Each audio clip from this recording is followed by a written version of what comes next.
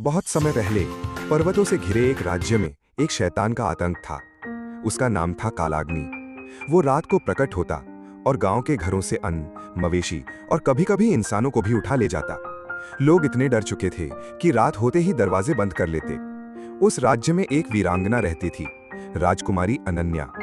वो ना सिर्फ राजकुमारी थी, बल्कि युद्ध कला और शस्त्र विद्या में माहिर भी थी।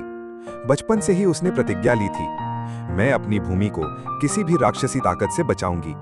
एक दिन शैतान कालाग्नि ने महल पर हमला कर दिया।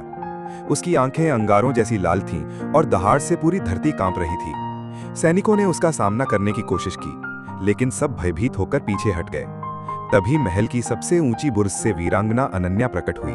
उसके हाथ में तलवार थी और आंखों में दृढ़ संकल्प। अनन्या ने शैतान को ललकारा, अगर शक्ति है तो आकर मुझसे सामना कर। निर्दोषों पर वार करने से तू वीर नहीं कहलाएगा। शैतान हंसा, तू अकेली और मैं अमर, तेरे तलवार मेरी खाल को छू भी नहीं सकती। लेकिन अनन्या को अपनी शक्ति और विश्वास पर भरोसा था। उसने अपनी मां की दी हुई त्रिशूल माला पहनी, जो दुर्गा का आशीर्वाद थी। जैसे ही माला उसके गले में पड़ी, उसका शरीर तेजस्वी हो उठा। युद्ध शुरू हुआ। शैतान ने आग उगली, अनन्या ने ढाल से उसे मोड़ा। शैतान ने पंजों से वार किया, अनन्या ने तलवार से रोक दिया। लड़ाई कई घंटों तक चली, पर अनन्या हार मानने को तैयार नहीं थी। आखिरकार जब शैतान ने पूरी शक्ति लगाकर अनन्या पर झपट्टा मारा, उसने तेजी से छलांग लगाई और त्रिशूल से शैतान के हृदय को भेद दिया। शैतान दर्द से चीखा, उसकी काली देह राख बनकर हवा में बिखर गई। राज्य में पहली बार रात को शांति छाई।